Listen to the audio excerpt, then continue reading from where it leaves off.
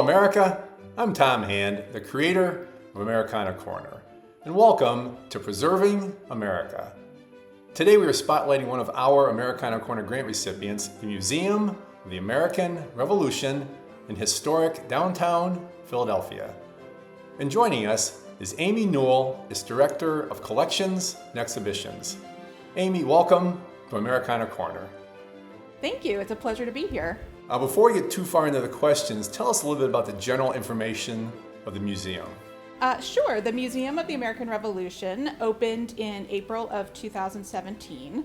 I'm very happy to say that since that time, we have had over 1 million visitors. We have what we call our core galleries, where we tell the stories of complex events and diverse people who were affected by the Revolutionary War. We do also look at the lead up a little bit, and then we also focus on what we call the ongoing revolution, because we don't think that it has necessarily stopped yet, that we're still in it today.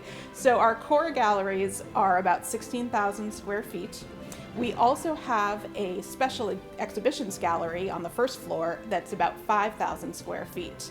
Right now we are in the last few weeks of our special exhibit called Black Founders, the Fortin Family of Philadelphia, which talks about James Fortin, who did fight in the American Revolution and then went on to become a very well-respected businessman and never stopped fighting for abolition and voting rights in Philadelphia and in the United States. We're very, very fortunate to have worked with many wonderful community members here in Philadelphia, as well as many, many very generous lenders of all kinds of objects, including some objects that have been in the family for generations and are on view for the very first time.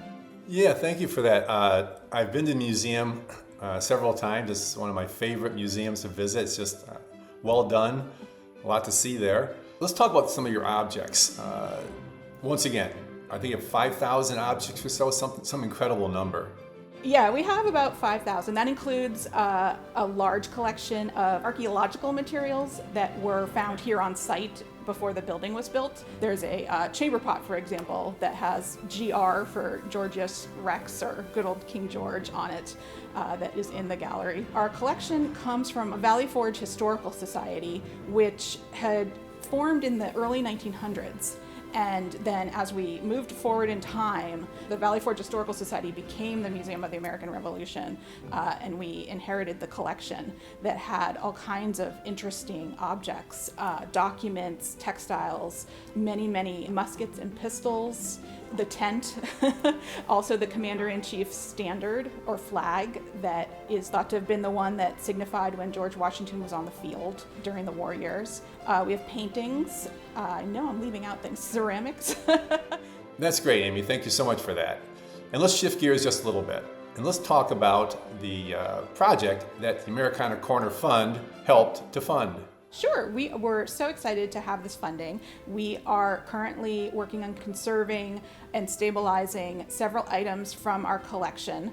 One of them is a letter that George Washington wrote to Caleb Gibbs during the war about his Commander-in-Chief Guard. The Conservation Center for Art and Historical Artifacts here in Philadelphia is working to stabilize the letter, mend it, do some gentle cleaning, so that we can best support it and present it in our exhibit. We also have a discharge signed by Washington for a man named James Ray, who was in a New York regiment, which was in pretty rough shape. And then we have several items associated with Reverend Joseph Thaxter, who was a minister from Massachusetts. He went to Harvard, and then he was a chaplain with the Army, and he apparently served at Bunker Hill. And there are some letters and a poem he wrote about the Bunker Hill monument. And again, these are things that they've just been so fragile, we have not been able to really fully study them. So we look forward to being able to fully read them and then to integrate them into our online resources and perhaps even the core galleries as well. Well, that's outstanding. Anything else you want to add, Amy, before we sign off here? I guess I just want to give a nod to my colleagues in the Education and Visitor Services Department. We do a ton of programming, both during the day and then in the evenings and with school groups. There is really something for everyone, and I highly encourage people to get our e-news and check out our website and see what kind of events are coming up. Yes, and I will echo that as well. Out there, America, if you have time, visit the museum. It's a great place to go. They have a great online resource. Well, Amy, thank you so much for your time today. It's been a delightful interview with you. And thank you out there, America, for listening. And until next time, may your love of country lead you.